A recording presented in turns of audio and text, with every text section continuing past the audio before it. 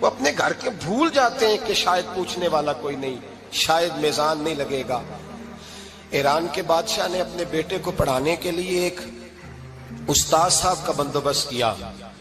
استاد صاحب کو کہا کہ میرے بچے کو دین پڑھائیے، میں چاہتا ہوں کل اس نے عنان حکومت کو سنبھالنا ہے تو یہ دین سے آگاہ ہو جائے، اس کو کچھ سکھائیے، پڑھائیے۔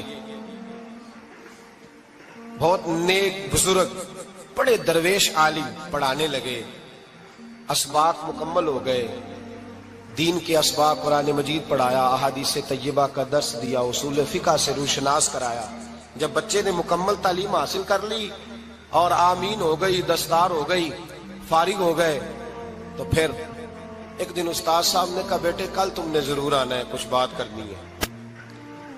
شہزادہ گیا ملنے استاد صاحب سے، استاد صاحب نے کنڈی لگا لی، ہاتھ میں درہ پکڑ لیا، مار مار کے پورے وجود کو زخمی کر دیا، کوئی غلطی نہیں، کوئی بات نہیں، مارا۔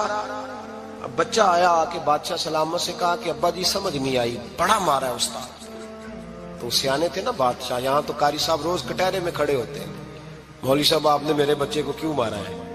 آپ 8,000 کے مولوی ہیں، میرا کئی کروڑ کا بچہ ہے، سویرے بدل لیں گے، خبردار آپ نے بچے کو ہاتھ لگایا، اپنی حیثیت میں رہے معاذ اللہ۔ جو قومیں استادوں کو کٹہروں میں کھڑا کرتی ہیں وہ ترقی نہیں کر پاتی، جو استادوں کو کٹہروں میں روز کھڑا کرتے ہیں۔ کہا ابا جی بڑا مارا ہے، تو والد بڑے سمجھدار تھے، کہنے لگے بیٹا استاد باپ ہوتا ہے، وہ زیادتی نہیں کرتا، کوئی بات ہوگی میں تیرے استاد کو کٹہرے میں نہیں بلاؤں گا۔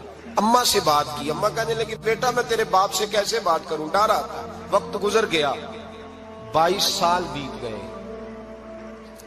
22 سال گزر گئے، بادشاہ کا انتقال ہوا، شہزادہ تخت پہ بیٹھا، پہلا حکم یہ دیا کہ میرے استاد کو بلاؤ، پہلا حکم۔